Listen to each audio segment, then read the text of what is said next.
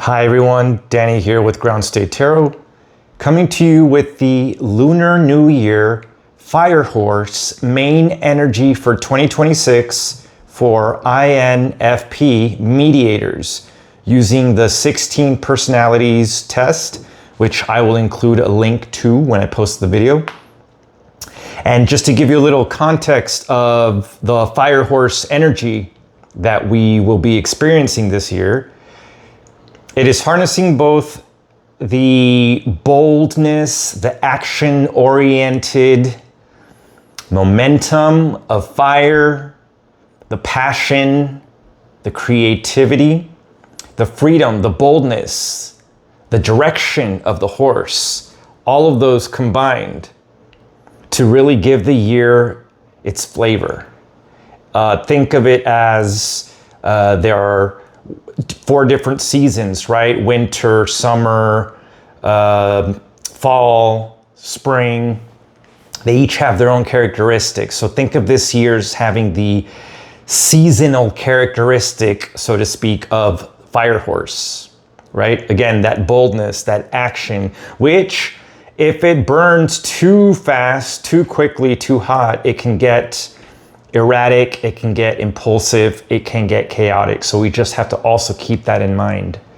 So have that in the back of your head as I go through the energy of the year for you. And as a reminder, card number 1 is the optimal energy. Card number 2 is your suboptimal energy. Card number 3 is your point of stagnation. Card number 4 is the way through that stagnation. Card number 5 is the advice for the assertive types, and card number 6 is the advice for the turbulent types. Okay, so without further ado, you start the year off with the Lovers as your optimal energy. And this is a card that gets too quickly interpreted often as being directly about love. With someone else. It can be. But based on the cards that I'm seeing here, I really get the vibe that this year, it's not so much about choosing someone outside of yourself as much as it is about you learning to make choices from a place of integration, from a place of balance. If you notice on the Lovers card, you have a white dog and a black dog. You have the sun and you have the moon. You have this idea of duality. You have this idea of opposites uniting. Therefore, really driving home this idea of choosing from a place of, again, integration, completion, not being fragmented, which is why this card can also signify love. Typically, real love, true love, not lust or anything else that looks like it. Love often comes from a place of your higher self, choosing from a place of this is exactly what is aligned for me, for my heart, for my mind, for my soul. And when you start acting from that place, you start making very intentional decisions, choices that often lead you to bonding with someone who has a similar state. This is the energy that you want to be attracting love from. And that love can be many different things. It can be attracting in a partnership, an intimate partnership. It could be a business partnership. It can be an academic partnership. It can be a social affair, whatever it is. Use your interpretation. You should know that this year you really are being nudged to embrace this higher standard, higher degree of accountability that you're giving yourself, which is allowing you to really activate certain goals, dreams, experiences that you would like to bring into your life this year. With death being the suboptimal energy, it's letting me know that there is a risk of staying stuck in an old cycle, an old relationship, whether it's, again, intimate, work, social, staying stuck in stagnation, not being willing to choose from a place of intention and co-creation and co-participation in your life, staying stuck in this feeling of life happening to you, as opposed to you having the agency and the capability of, again, co-creating with the universe. There is something that needs recycling, refreshing. There's some soil that needs to be refreshed in order for the harvest to come through in a way.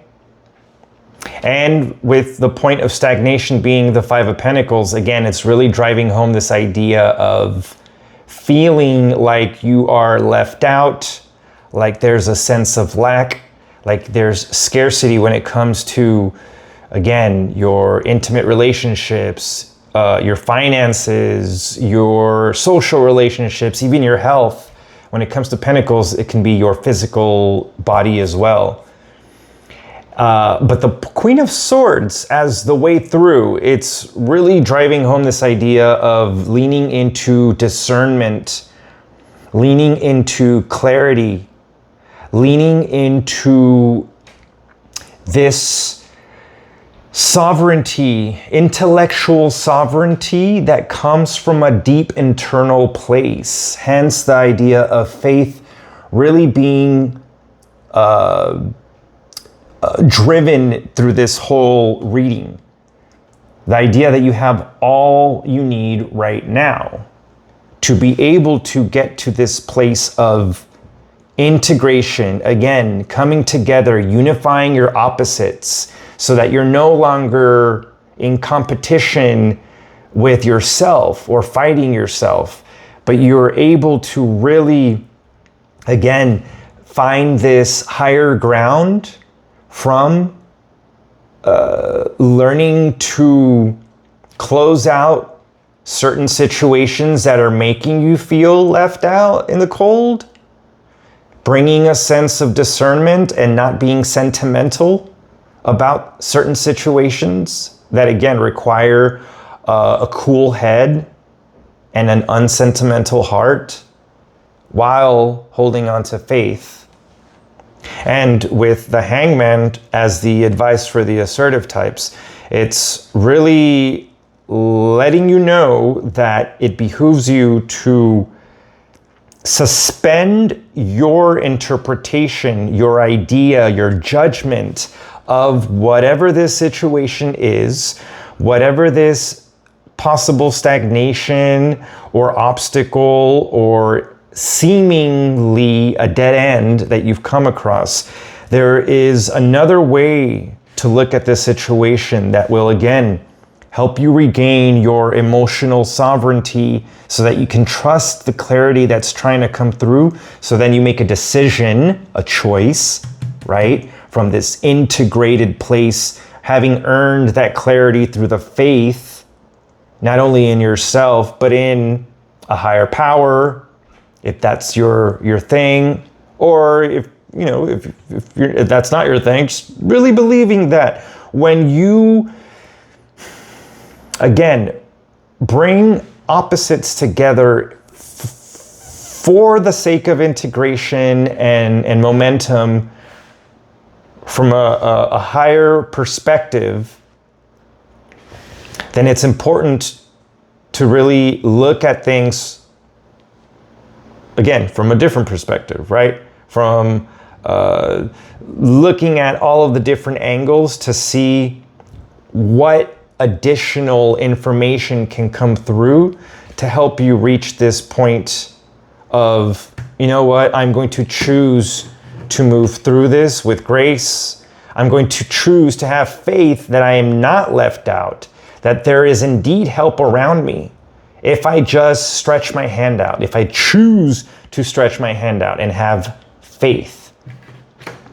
The advice for the turbulent types is temperance, balance, harmony, coherence, patience, divine timing, believing that things will work themselves out if there is indeed some kind of situation that's making you feel stuck, stagnant, dead end, rock bottom, left out.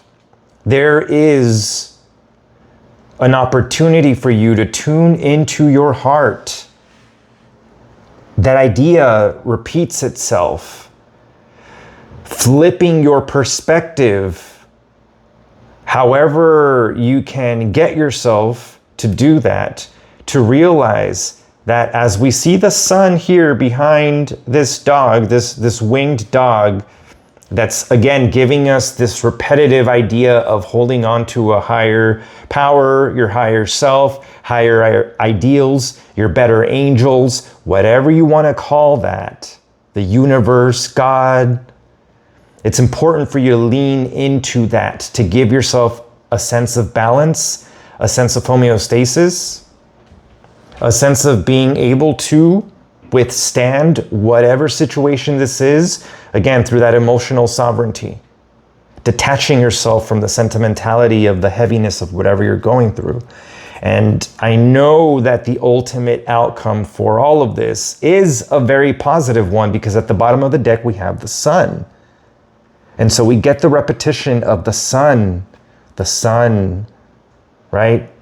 Coming out after moments of dark. And here we go, the sun again.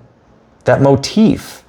Really driving this idea home that before you know it, oh gosh, and see, look, there's another sun. And not all of the cards have that motif. So it's really driving home this idea that if you have faith, that whatever, again, is causing you any sort of confusion or indecision, it's time for you to lean on your belief, your faith, that things will work themselves out, that everything will turn out exactly as it should. And let's see what Snoopy, the world famous astronaut, has to say about this message to round it out. Snoopy, the world famous astronaut. Okay, 49. Here we go. How does it feel to be the first beagle in space? As we grow older, our dreams grow with us. And while we always appreciated the Flying Ace's turns and maneuvers as a top pilot, Snoopy shows us that we can aim even higher. There you go. I love it. Faith. Shooting for the skies is the first step. You made it? Amazing. Now follow through and shoot for the moon. There is no limit to your imagination and fantasies. Plus, no matter who may scream no or no dogs allowed, space has plenty of room for you and all your wildest dreams. So again, it's really driving this idea home of having faith in your ability to withstand any temporary moments of confusion, having the faith to aim high. No matter what your reality in front of you is, no matter if your reality in front of you is telling you that you are left out, that you're in the cold, that you're at rock bottom, that you've hit a dead end, that there seems to be stagnation and just bleakness, it's time for you to see beyond that. Zoom out, zoom out, zoom out, zoom out. Because the more you do so, the more you will begin to see the signs that the sun is trying to break through.